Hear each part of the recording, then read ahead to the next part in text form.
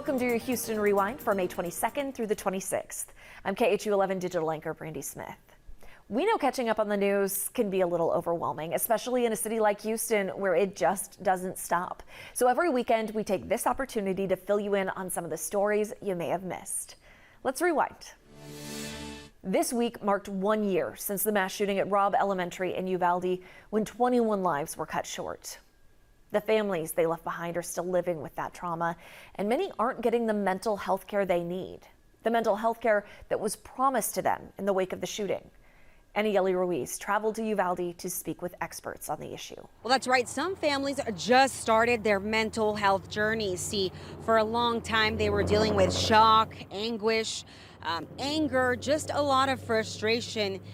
But now that some have started that process, the problem they're running into is they can't get consistent help. Uvalde, Texas, a small town of about 15,000 people.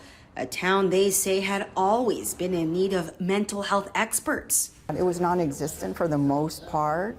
It was very, very, very sparse. But on May 24th of 2022, a day that forever changed the community after 19 students and 2 teachers were killed by a teen shooter, the community left broken. In Uvalde, we're dealing with a lot of trauma as well as grief. It's just, so unimaginable. On the day of the shooting and for time after, the town was flooded with mental health experts at the Civic Center.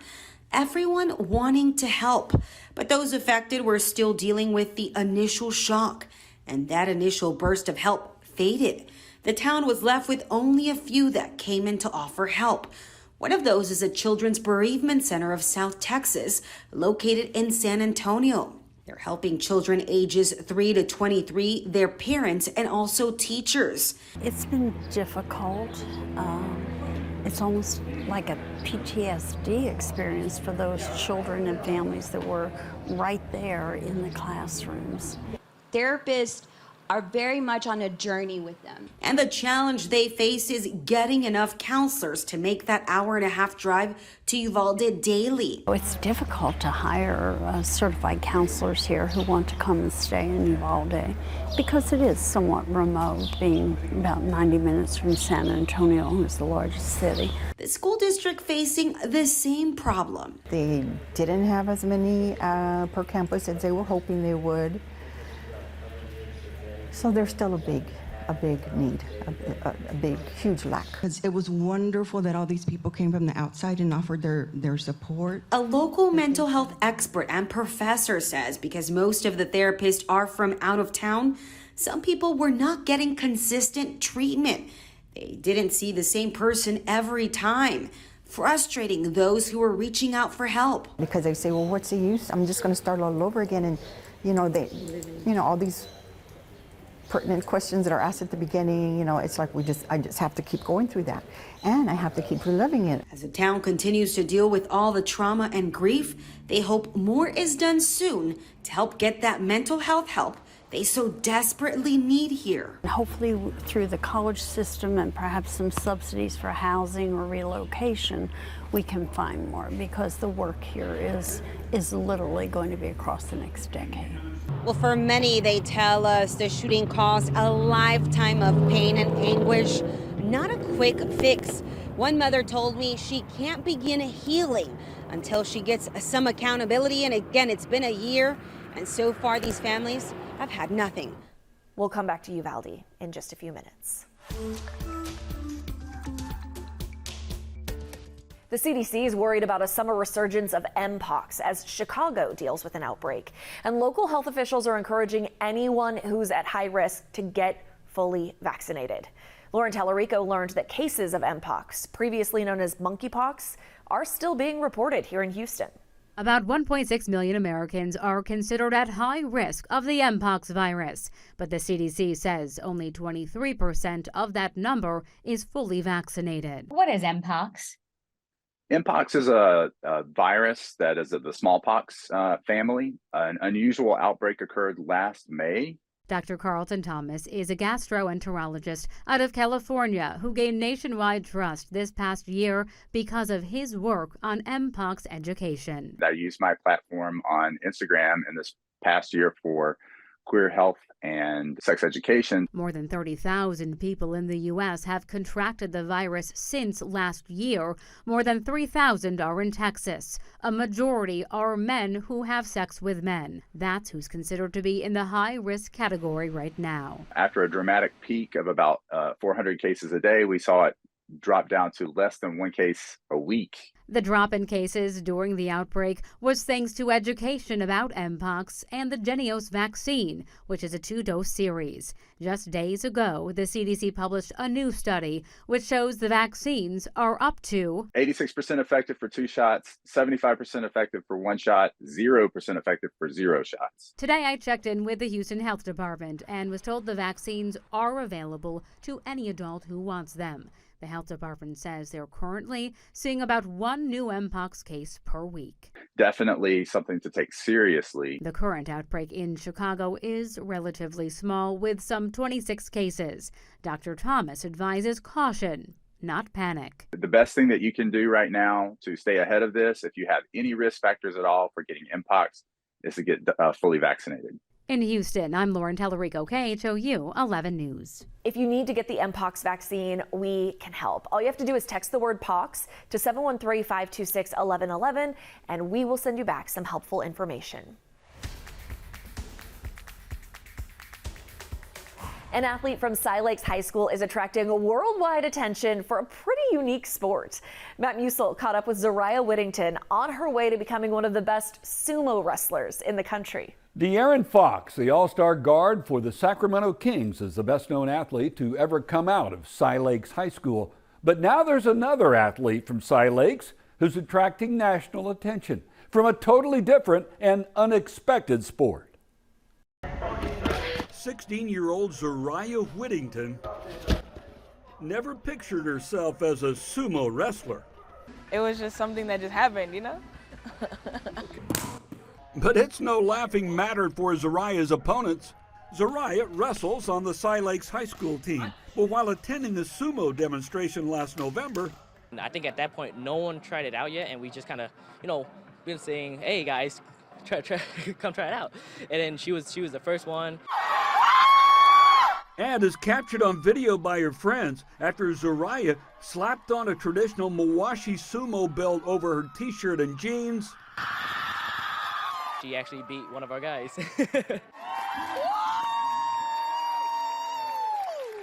Since that night, Zariah has been a real-life sumo tsunami, blowing away her competition. All the way through the national championships, where, while competing against mostly adult women, she placed in the top 3 in 4 different events, winning the U.S. Junior Lightweight title. She's just very aggressive, she's very quick and very agile, and she's also very strong for her age. Lean over, right leg first. Nicholas Tahn has been coaching Zariah every sumo step of the way, and this fall, she'll compete in the World Championships in Japan, where sumo is considered the national sport. Any extra pressure? Yeah, there is a lot of pressure, especially since I'm a foreigner. So I feel like there will be an extra burden onto me, but I don't mind it too much. I think that would motivate me more. I've been working out more. My arms have been getting better. The fact that I can be one of the, first couple of people to even do this is just crazy.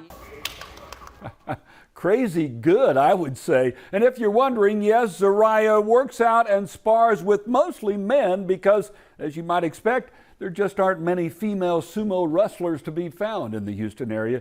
Zariah, again, is scheduled to compete in the World Sumo Championships this fall. Houston police are cracking down on prostitution along the so-called Bissonnet track.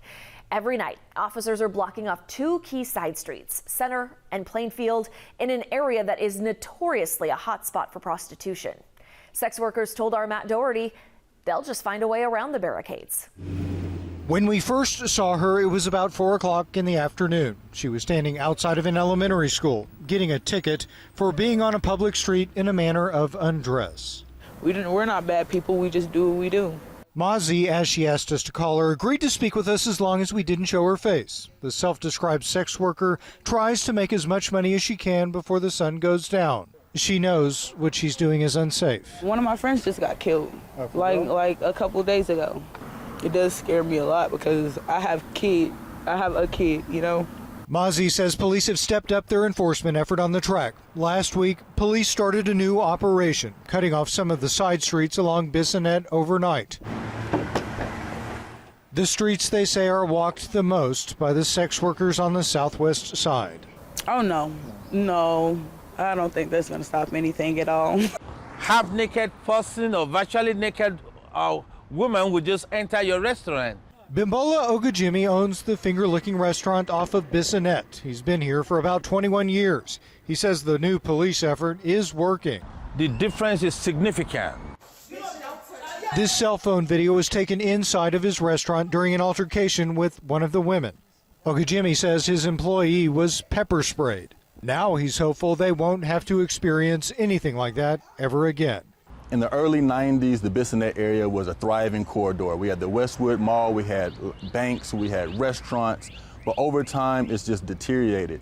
And a lot of that is associated with the prostitution, with the drugs, with the gangs. Houston City Council member Edward Polland helped bring the HPD enforcement operation to his district. He says he hopes to keep it here as long as the city will allow. We have a will, there's a way. Christina KHOU is one of the owners of this office building off of Bissonnette. She says the sex workers and the Johns have been using her parking garage as a bedroom. The problem is not just prostitutes alone, it's the buyers. The buyers are here. If there's no buyer, there won't be any prostitutes. She says the barricades have cut out the demand side of the equation. Tell the buyers that the street is closed. They don't need to come here. Officers monitor the barricaded streets overnight until the sun comes up. And Houston police say for now, the operation will continue indefinitely. Richmond neighbors hope they can stop Fort Bend County from seizing private historic properties to turn them into a parking lot. We first shared this story last week. Lauren Tallarico confirmed a block of historic Richmond might get paved. Fort Bend County Library's assistant. Today in Richmond, a commissioner's court meeting. Retirement. But what wasn't on the agenda we're showing up to be heard and seen is a topic this group of residents hoped would be addressed: the threat of eminent domain. Well, we got a letter that stated that the county wanted to turn our property and the entire block into a parking lot. A few weeks ago, Rita Cinquemani got a letter from the county about her property on this historic block, informing her that the county might seize her land for a fair market price for public use. But Cinquemani doesn't want to sell. We want to keep the trees, we want to keep the historic buildings. Others don't want that to happen either and have signed a petition started by Jillian Reed. I feel like most of my information is coming out from elsewhere. The county has been very vague. We spoke to Richmond Commissioner Alex Bement, who also doesn't want to see these historic homes and old oaks knocked down. Which was founded in 1837. And so it's our responsibility to keep that and pass it on to the next generation, not put it in a parking lot. So we don't have a plan yet. Fort Bend County Precinct 4 Commissioner Dexter McCoy says nothing is final right now, but confirms a parking lot here could be an option. We're a growing county, and so we have a lot of work to do to serve the nearly 1 million residents that we have here. But we definitely are sensitive to residents' concerns, and that's a part of the process. If a plan to pave does move forward, it would put some city officials at odds with the county. Based on our conversations with the county up to this point, we believe that they're taking a second look. Which Bement and residents hope doesn't happen. We're here, we're listening. We're not going to stand by and be steamrolled. We're ready to stand up for ourselves. Lauren spoke with County Judge KP George. He said he didn't have a comment at this point. Commissioner McCoy did say the county's also surveying other nearby land.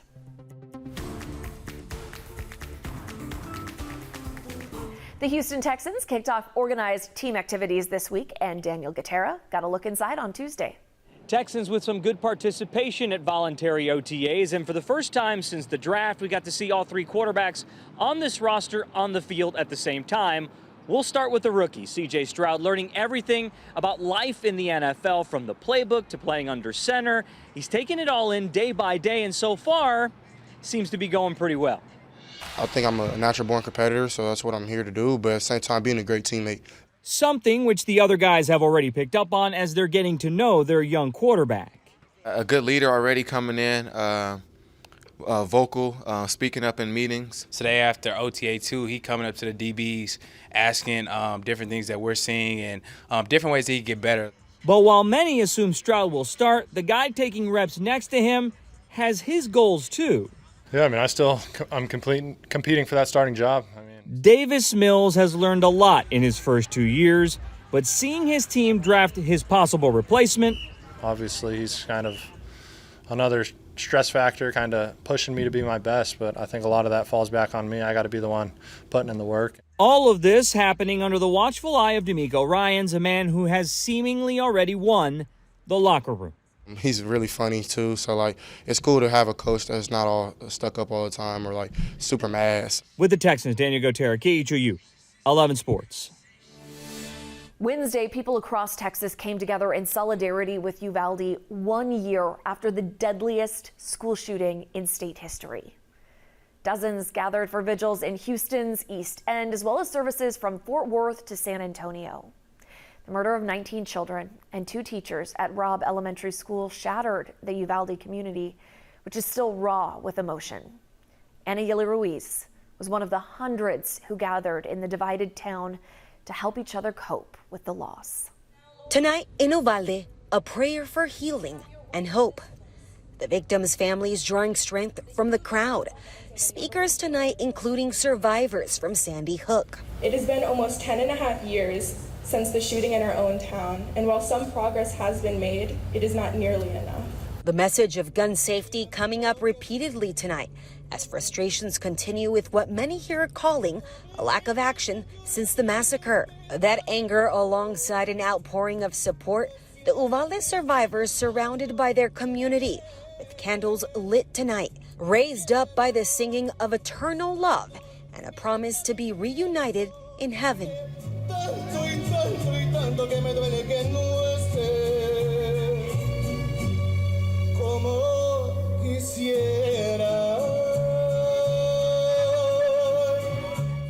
One year later, journalists are still locked in a legal battle with DPS over access to public records about the Uvalde shooting. More than a dozen news organizations, including Tegna, which owns KHOU 11, filed a lawsuit against the agency last August. As investigative reporter Cheryl Mercedes shared, it's still unclear when a decision will be made. When a gunman opened fire in a Robb Elementary School classroom, 376 law enforcement officers responded, including Texas DPS troopers. It took 77 minutes for officers to confront the shooter. That left victims' families, the community, and journalists wanting to know why it took so long.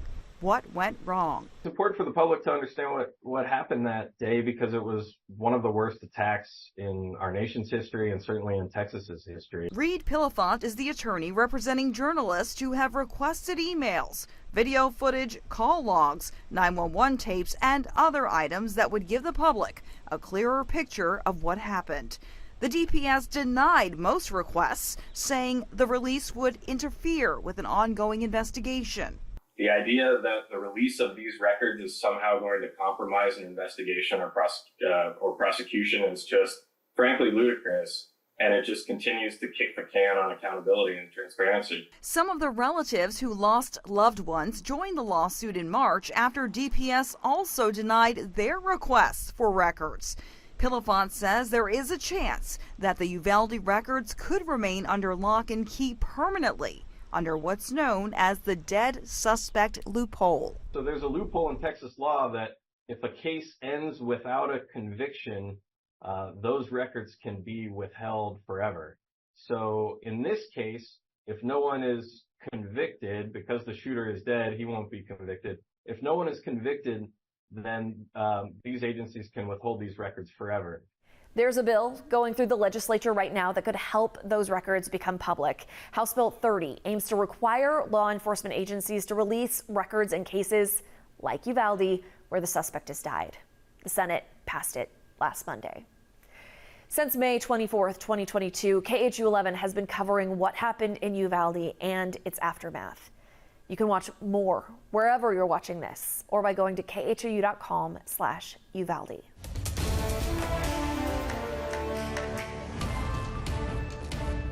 The Texas legislature passed 2 bills dealing with elections in Harris County.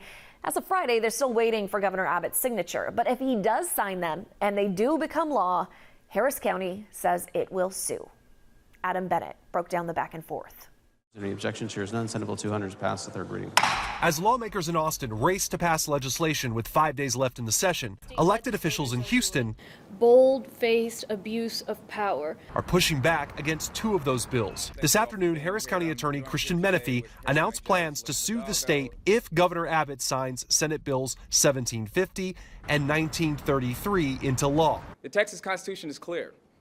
The legislature can't pass laws that target one specific city or one specific county. Both bills have passed the House and Senate. The Senate must now approve changes the House made to SB 1933. Senator Paul Betancourt of Houston has said problems in recent Harris County elections, including malfunctioning voting machines and paper ballot shortages, inspired him to file the bills. Mayor Sylvester Turner, who is not eligible to run again, believes the changes will have a direct impact on November's mayoral election. I have talked with City Attorney Arturo Michelle. In addition to the lawsuit being filed by the county, we think what is happening as a result of this legislative session and these 2 Senate bills, that the Department of Justice needs to step in, and they need to step in soon, with the mayor's election right around the corner, and we will ask them to do that.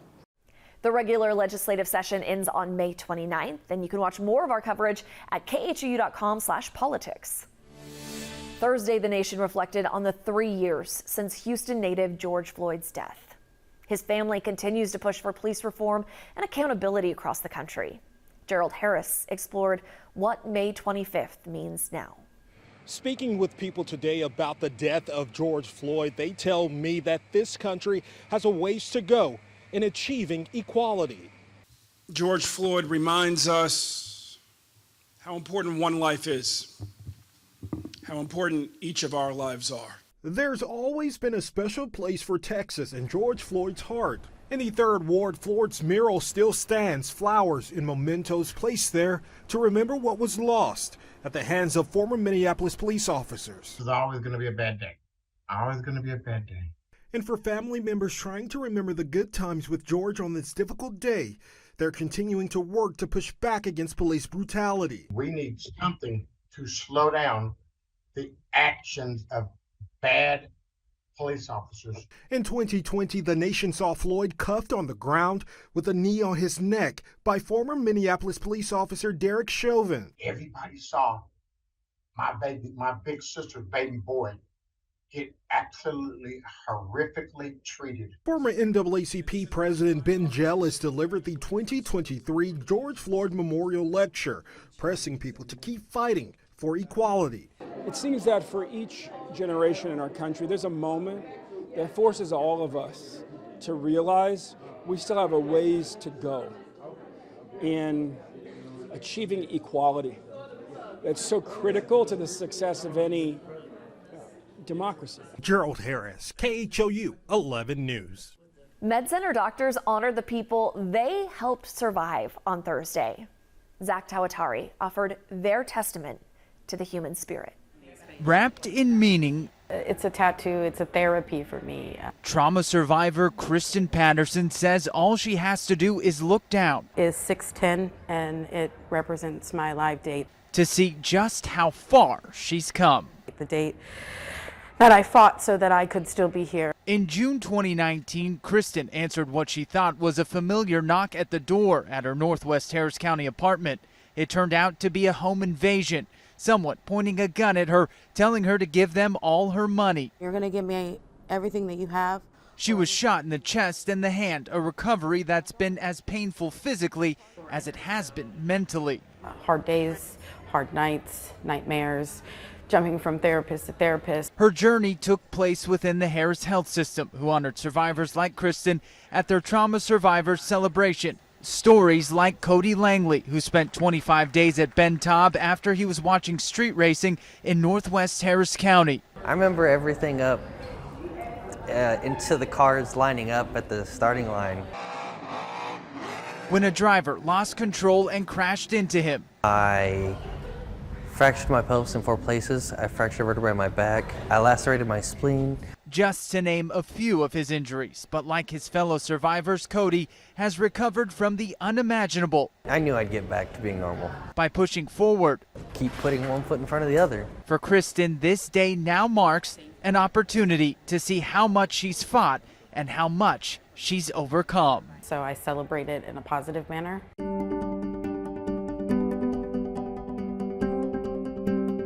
KHOU 11 is your education station. And Thursday, a day ahead of his graduation, we met a 17-year-old foster kid who knows all about perseverance and beating the odds. He told Grace White about the amazing connection he has with his foster family. For 17-year-old Philip Newcomer, this finally feels like home. It feels really good. I have a lot of plans and hopes for my future. The high school senior is setting his eyes on aerospace engineering at Texas A&M University. I was always afraid of heights as a kid, but I thought that it's something that I can push past my boundaries of what my mind thinks it can do. And that's exactly what he's had to do, growing up in the foster system. I'm just really proud of him. I've seen a lot of growth in him since he's been with us. But how he got connected to his current foster parents, Adrian and Lydia Chapa, is an amazing story. When I met Philip, he was 11. He was this small, skinny, shaggy-haired little boy who loved to talk. At the time, Philip was being fostered by a woman named Miss Cynthia. Turns out years ago, she was Adrian's foster mom too. When she could no longer continue, Adrian and his wife just knew. I started seeing his name everywhere. So I took that as a sign from God, a sign from, I don't know, the universe. This is something that we need to do. Now he's big brother to the couple's 3 young kids. I've been able to relate with him because we both went through the foster care system, and so I know that I can go to him for anything. Not only did Philip get a tuition waiver for college, he also got a car through another state program that helps teens in the foster system prepare for adult life. He always has a home here. That's one thing I want him to always know. And it's their home. There's nothing in it, just hold it. Philip says has given him the freedom to grow and imagine his own future. I want to be able to focus on myself and my family, and also be able to give back to all the people that have helped me. A story that will no doubt inspire others at graduation when he walks across that stage. In Baytown, Grace White, KHOU 11 News.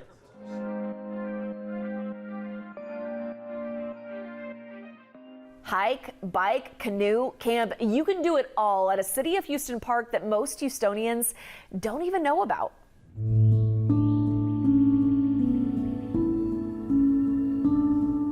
Would you believe me if I told you this is in a City of Houston park?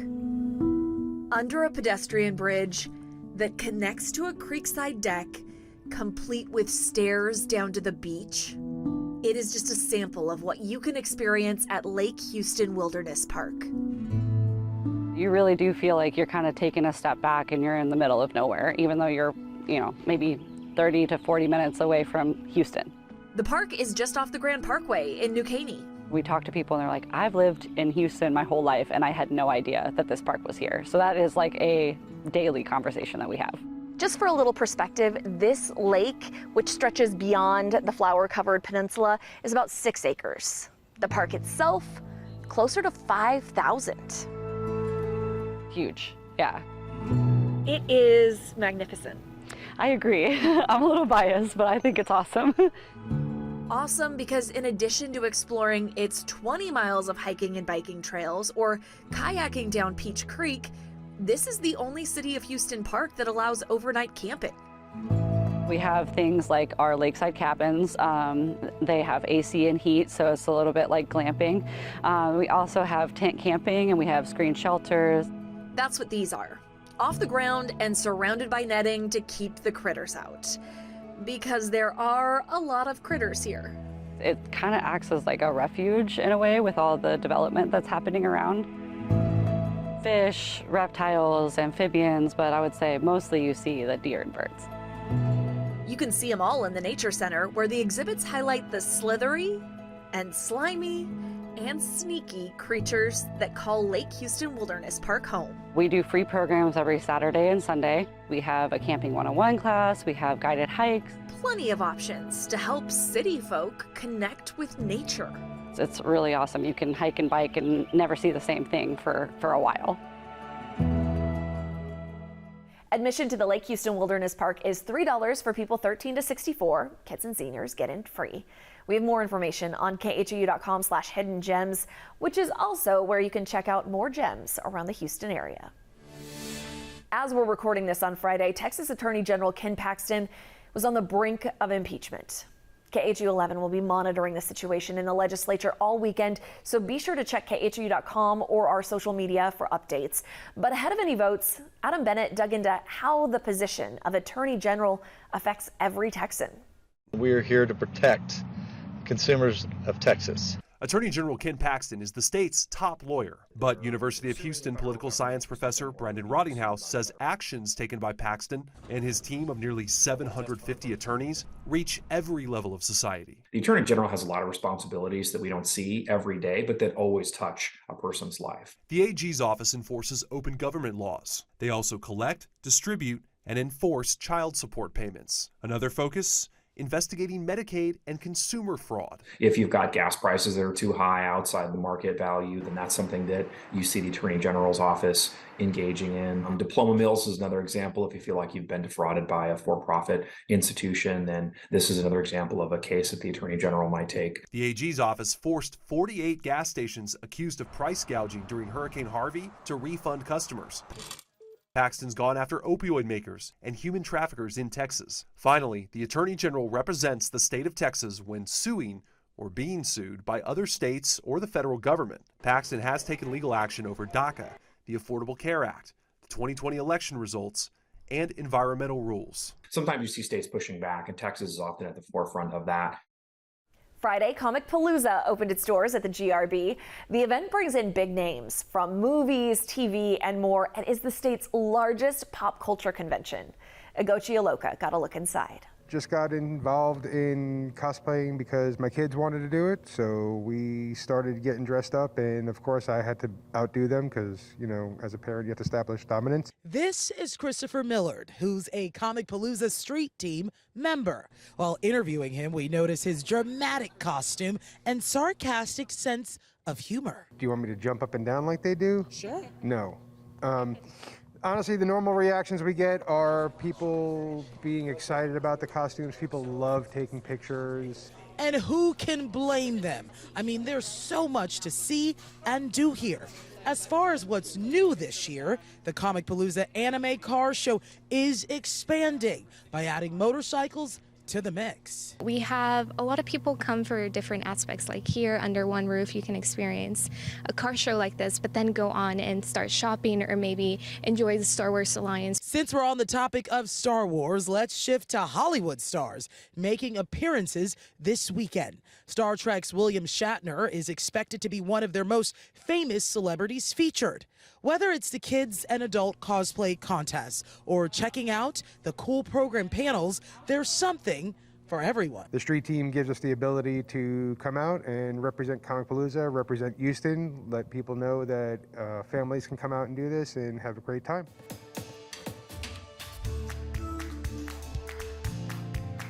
For years, preschool meant learning letters, numbers, and shapes. But at one local preschool, they're learning the importance of helping others and having a big impact as a result. Dave Freilich sat in for a lesson.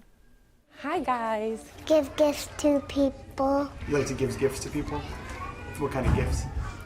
Like a unicorn. Giving of all kinds is being practiced at the Learning Experience in Bel Air.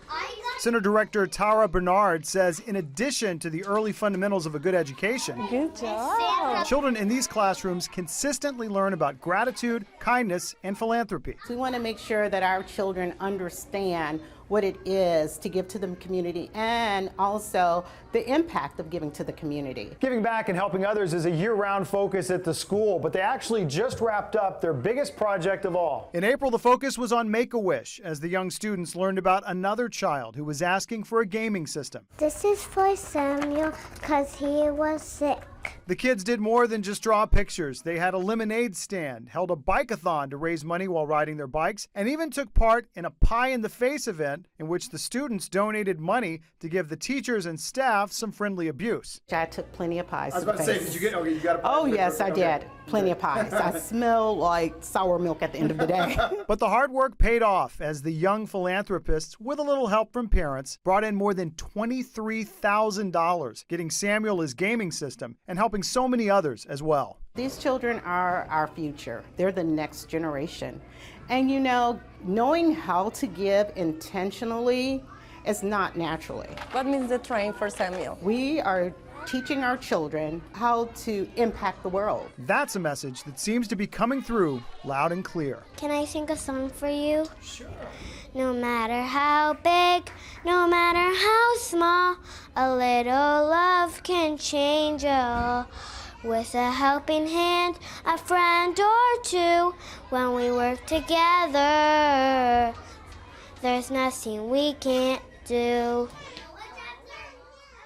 Hope that helped you catch up on this past week and you're ready for the next one.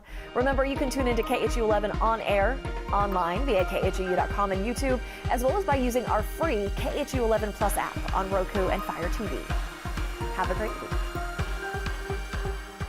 Thanks for watching the KHOU 11 YouTube channel. We're glad you're here, and we have more queued up for you too. Explore Houston with our Hidden Gem series, or get caught up on news you might have missed in the Rewind. Don't forget to like and subscribe.